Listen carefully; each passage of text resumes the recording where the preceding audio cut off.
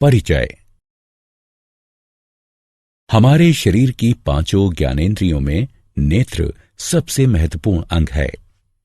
नेत्रों से ही हम देख पाते हैं और अपने आसपास के विचित्र संसार की प्रशंसा कर पाते हैं। हमारे नेत्र हमें दुनिया के रंग दिखाते हैं। उद्देश्य। इस पाठ के अंत में आप निम्न करने में सक्षम हो जाएंगे: मानव नेत्र के कार्य को समझना, दृष्टि दोषों और उनके सुधार के बारे में जानना, समपार्श्व यानी प्रिज्म के माध्यम से प्रकाश के अपवर्तन को समझना, कांच के समपार्श्व यानी प्रिज्म के माध्यम से श्वेत प्रकाश के विक्षेपण को समझना, वायुमंडलीय अपवर्तन और उसके अनुप्रयोगों को जानना, प्राकिरणन और उसके अनुप्रयोगों को जानना। मानव नेत्र और उसके कार्य। हमारे नेत्र हमें दुनिया के रंग दिखाते हैं। मानव नेत्र में एक क्रिस्टलीय लेंस होता है और यह कैमरे की भांति कार्य करता है। नेत्र के विभिन्न भाग और उनके कार्य इस प्रकार हैं: स्वच्छ मंडल यानी कॉर्निया, यह पुतली की सामने वाली सतह पर स्थित पारदर्शी उभार होता है। प्रकाश स्वच्छ मंडल के माध्यम से ही नेत्र में प्रवेश करता है। परितारिका यानी आइरिस, यह कॉर्निया के पीछे स्थित एक पतली और वृत्ताकार झिल्ली होती है जो कि पुतली के आकार को नियंत्रित करती है।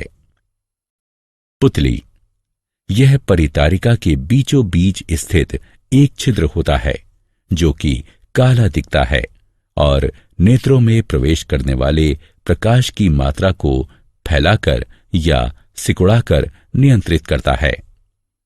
दृष्टि पटल यानी रेटिना, यह एक बेहद पतली झिल्ली है जो कि एक पर्दे यानी स्क्रीन की भांति कार्य करती है। अभिनेत्र लेंस रेटिना पर किसी वस्तु का वास्तविक तथा उल्टा प्रतिबिंब बनाता है। समंजन क्षमता। मानव नेत्र लेंस फोकस दूरी को बढ़ाने या घटाने में सक्षम होते हैं। इसे समायोजन की क्षमता कहते हैं। समंजन पक्षमाभी पेशियों यानी सिलेरी मसल्स की सहायता से प्राप्त किया जाता है। नेत्र के लेंस की फोकस दूरी को एक सीमा तक ही व्यवस्थित किया जा सकता है। दूर बिंदु, वह अधिकतम दूरी जहां तक हम किसी दूरस्थ वस्तु को स्पष्ट देख सकते हैं। किसी दूरस्थ वस्तु को स्पष्ट देखने के लिए पक्षमाभी पेशियां ढीली होकर नेत्र के लेंस को पतला कर देती हैं। निकट बिंदु, वह न्यूनतम दूरी जहां पर स्थित कोई वस्तु बिना किसी दबाव के स्पष्ट देखी जा सकती है। निकटस्थ वस्तु को स्पष्ट देखने के लिए पक्षमाभी पेशियां संकुचित होकर नेत्र के लेंस को मोटा कर देती हैं। दृष्टि दोष और उनके सुधार। कुछ अपरिवर्तनीय दोषों के कारण नेत्र अपनी समंजन क्षमता खो देते हैं। ऐसे दोष 3 प्रकार के हैं: मायोपिया या निकट दृष्टि दोष। इस प्रकार के दोष से ग्रस्त व्यक्ति निकट की वस्तु को स्पष्ट नहीं देख सकता। वस्तु का प्रतिबिंब रेटिना के सामने बनता है। ऐसा या तो नेत्र गोलक के दीर्घीकरण के कारण होता है या नेत्र लेंस की अत्यधिक वक्रता के कारण। इस दोष को दूर करने के लिए अवतल लेंस का प्रयोग किया जाता है क्योंकि इनमें छितरन क्षमता होती है जो कि प्रतिबिंब निर्माण के लिए प्रकाश किरणों को निर्देशित करते हैं। दीर्घ दृष्टि दोष और उसका सुधार। हाइपरमेट्रोपिया या दूर दृष्टि दोष। इस प्रकाश के दोष से ग्रस्त व्यक्ति दूरस्थ वस्तुओं को स्पष्ट नहीं देख पाता है। इसमें नेत्र लेंस के द्वारा प्रकाश किरणों का प्रतिबिंब रेटिना के पीछे बनाया जाता है। ऐसा या तो नेत्र लेंस की केंद्रीय लंबाई की वृद्धि के कारण होता है या नेत्र गोलक के आकार में कमी के कारण। इस दोष को सुधारने के लिए उत्तल लेंस का प्रयोग किया जा सकता है, जो कि प्रकाश किरणों को रेटिना पर अभिमुख करता है, जिससे प्रतिबिंबीकरण होता है और व्यक्ति दूरस्थ वस्तु को स्पष्ट देख पाता है। जरा दूरदृष्टिता और उसका सुधार। जरा दूरदृष्टिता यानी प्रेसबायोपिया। इस प्रकार के दोष से ग्रस्त व्यक्ति ना तो निकट की वस्तुओं को स्पष्ट देख पाता है और न ही दूर की वस्तुओं को। यह दोष बढ़ती आयु के साथ दुर्बल हो रही पक्षमाभी पेशियों और नेत्र लेंस के लचीलेपन में कमी के कारण होता है। इस दोष को दूर करने के लिए व्यक्ति को द्विकेंद्रीय लेंस धारण करने पड़ते हैं, जिनमें ऊपरी भाग में अवतल और निचले भाग में उत्तल लेंस होते हैं। समपार्श्व यानी प्रिज्म के माध्यम से प्रकाश का अपवर्तन। एक माध्यम से दूसरे माध्यम की ओर यात्रा करते समय प्रकाश के झुकाव को अपवर्तन कहते हैं। इस खंड में हम समपार्श्व यानी प्रिज्म के माध्यम से प्रकाश के अपवर्तन की घटना पर चर्चा करेंगे। समपार्श्व यानी प्रिज्म दो त्रिकोणीय आधारों और तीन चौकोर तलों वाली ठोस आकृति है। प्रत्येक तल के मध्य का कोण समपार्श्व कोण कहलाता है। एक रंग के प्रकाश की किरण एक कांच के प्रिज्म पर आपतित होती है और अभिलंब की ओर मुड़कर हवा से कांच में प्रवेश करती है। इसके पश्चात सीधे गमन करते हुए यह अभिलंब से दूर कांच से हवा में प्रवेश करती है। आपतित किरण और अपवर्तित किरण एक कोण पर है, जो विचलन कोण कहलाता है। कांच के समपार्श्व के द्वारा श्वेत प्रकाश का विक्षेपण। अब हम इस पर चर्चा करेंगे कि यदि हम कांच के समपार्श्व पर श्वेत प्रकाश संयोजित करें तो क्या होगा। जब कांच के समपार्श्व यानी प्रिज्म पर श्वेत प्रकाश डाला जाता है तो यह 7 रंगों में विखंडित हो जाता है। बैगनी, गहरा नीला, नीला, हरा, पीला, नारंगी और लाल। इस घटना को श्वेत प्रकाश का विक्षेपण कहते हैं। विक्षेपण का कारण। श्वेत प्रकाश 7 विभिन्न आवृत्तियों पर आधारित होता है, जो कि एक भिन्न रंग के अनुरूप होती हैं। प्रत्येक रंग का विचलन कोण भिन्न होता है, जिसके कारण प्रत्येक रंग एक भिन्न कोण पर झुकता है और हमें रंगों का एक समूह दिखाई देता है, जिसे विपक्योर यानी इंद्रधनुष कहते हैं। पुनर्संयोजन और इंद्रधनुष। पुनर्संयोजन। आइजैक न्यूटन ने देखा कि यदि वो कांच के 2 समपार्श्वों यानी प्रिज्मों को एक दूसरे के इस प्रकार समानांतर रखते थे कि वे एक दूसरे के उलट हों, तो एक समपार्श्व यानी प्रिज्म में प्रविष्ट होने वाला श्वेत प्रकाश 7 रंगों में विखंडित हो जाता था और जब यह सतरंगा प्रकाश दूसरे समपार्श्व पर आता था तो पुनः श्वेत प्रकाश में परिवर्तित हो जाता था। इसे ही पुनर्संयोजन कहा जाता है। हम सबको वर्षा के पश्चात इंद्रधनुष का दृश्य देखना अच्छा लगता है। यह एक प्राकृतिक घटना है जो कि प्राकीर्णन का परिणाम होती है। इंद्रधनुष आकाश में सदैव सूर्य की विपरीत दिशा में प्रकट होता है। वर्षा के दौरान जल की बूंदें सूर्य के प्रकाश के लिए समपार्श्व यानी प्रिज्म का कार्य करती हैं। जल की बूंदें अपरिवर्तित होती हैं, प्राकीर्णित होती हैं और फिर सूर्य के प्रकाश को इंद्रधनुष बनाने के लिए आंतरिक रूप से परावर्तित करती हैं। पुनर्संयोजन ऐसी घटना है जो कि विक्षेपण का विलोम है। इंद्रधनुष एक प्राकृतिक रूप से होने वाली घटना है जो कि सूर्य के प्रकाश के विक्षेपण के कारण होती है। इंद्रधनुष आकाश में सदैव सूर्य की विपरीत दिशा में दिखाई देता है। वायुमंडलीय अपवर्तन और उसके अनुप्रयोग। हमारा वायुमंडल किसी स्थान विशेष पर समान रूप से सघन नहीं है। स्थानीय परिस्थिति पर निर्भरता के कारण यह धरातल के निकट गर्म या ठंडा हो सकता है।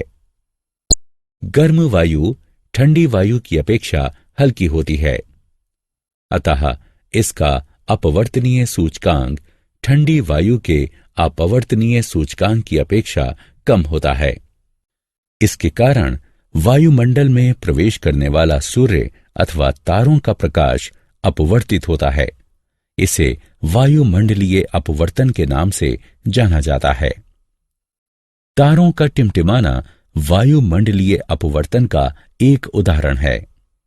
तारों से आ रहा प्रकाश जैसे ही वायुमंडल से होकर गुजरता है, तारे की वास्तविक स्थिति की अपेक्षा उसकी सामान्य और आभासी स्थिति दिखाई देती है। साथ ही वातावरण की गत्यात्मक प्रकृति के कारण तारे का प्रकाश अस्थिर भी होता रहता है और इसी कारण तारे टिमटिमाते हुए प्रतीत होते हैं।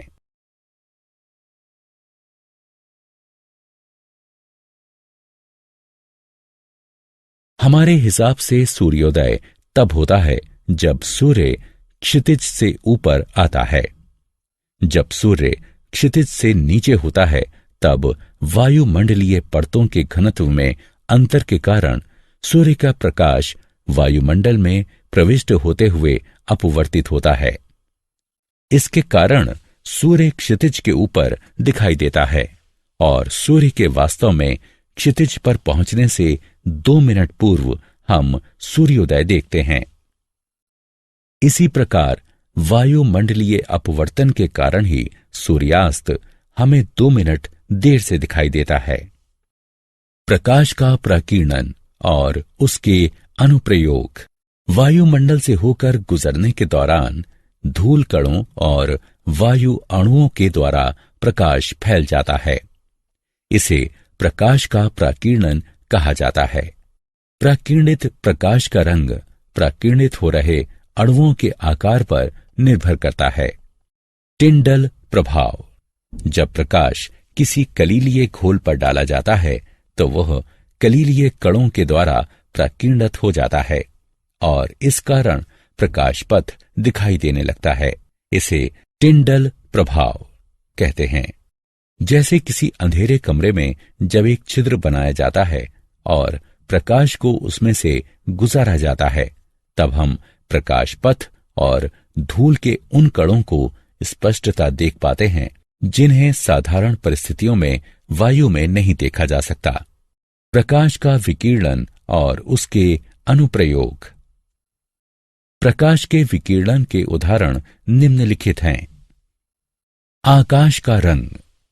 जब सूर्य का प्रकाश वायुमंडल से होकर गुजरता है तो अन्य रंगों की अपेक्षा नीला प्रकाश अधिक विकिरणित हो जाता है, क्योंकि नीले रंग का तरंगदैर्घ्य वायुमंडल के अच्छे कणों के द्वारा विकिरणित होने के अनुकूलतम होता है। अतः नीला रंग हम तक पहुंचता है और आकाश हमें नीला दिखाई देता है। इसका अर्थ यह हुआ कि यदि धरती का वायुमंडल न होता तो आकाश हमें काला दिखाई देता। सूर्योदय और सूर्यास्त के समय सूर्य का रंग। सूर्योदय या सूर्यास्त के समय सूर्य का प्रकाश अधिक दूरी तय करता है, अतः कम तरंगदैर्घ्य होने के कारण नीला रंग विकिरणित हो जाता है और हम तक केवल लाल रंग पहुंचता है। सर्वाधिक लंबे तरंगदैर्घ्य के कारण। अतः सूर्योदय और सूर्यास्त के समय सूर्य रक्ताभ प्रतीत होता है। क्या आप जानते हैं, मनुष्य की दृष्टि का क्षैतिज क्षेत्र एक आंख से लगभग 150 डायोप्टर और दोनों आंखों से लगभग 180 डायोप्टर होता है। किसी तारे का टिमटिमाना उसके प्रकाश के वायुमंडलीय अपवर्तन के कारण होता है। वायुमंडलीय अपवर्तन के कारण सूर्य हमें सूर्योदय के वास्तविक समय से लगभग 2 मिनट पूर्व और सूर्यास्त के वास्तविक समय से लगभग 2 मिनट पश्चात तक दिखाई देता है। प्यूपिल अपना आकार प्रबल मनोवेगों के प्रभाव के कारण भी बढ़ा सकता है। नीली आंखों वाले भूरी आंखों वालों की अपेक्षा ज्यादा बेहतर देखते हैं। आइरिस के रंग का दृष्टि तीक्ष्णता से कोई संबंध नहीं है। मनुष्य की आंख मूलतः 3 रंग देखती है, लाल, हरा और नीला। ये मूल रंग हैं। श्वेत रंग इन तीनों रंगों का संयोजन है। काला रंग इनके अभाव स्वरूप है। पीला, बैगनी और हल्का बैगनी रंग 2 मूल रंगों के संयोजन से बनता है। इन्हें द्वितीयक रंग कहते हैं। कुत्ते लाल और हरे रंगों के मध्य अंतर नहीं कर सकते। साधारण मनुष्य 1 मिनट में 12 बार पलकें झपकाता है, यानी कि प्रतिदिन औसतन लगभग 10,000 बार। आंख मानव शरीर का एकमात्र अंग है जो दिन रात किसी भी क्षण बिना आराम किए 100% क्षमता के साथ काम कर सकता है। छींकते समय आंखें खुली रखना असंभव है। तुम्हारी भौहों के मध्य के स्थान को ग्लैबेला कहते हैं। अनुकूल परिस्थितियों में मनुष्य की आंख मोमबत्ती की रोशनी को 14 मील की दूरी से भी देख सकती है।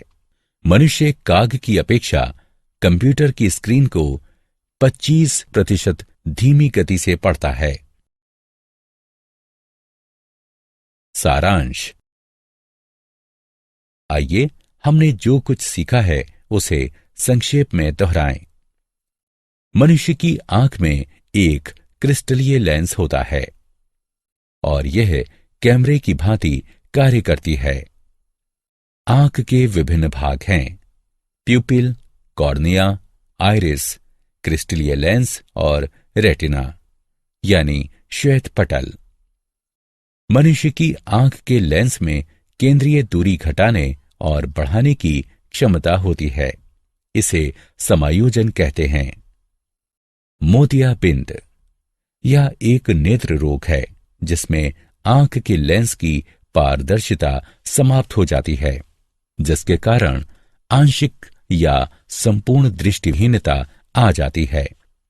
इसे शल्य क्रिया के द्वारा ठीक किया जा सकता है। समपार्श्व यानी प्रिज्म 2 त्रिकोणीय आधारों और 3 चौकोर तलों वाली ठोस आकृति है। प्रत्येक तल के मध्य का कोण समपार्श्व कोण कहलाता है।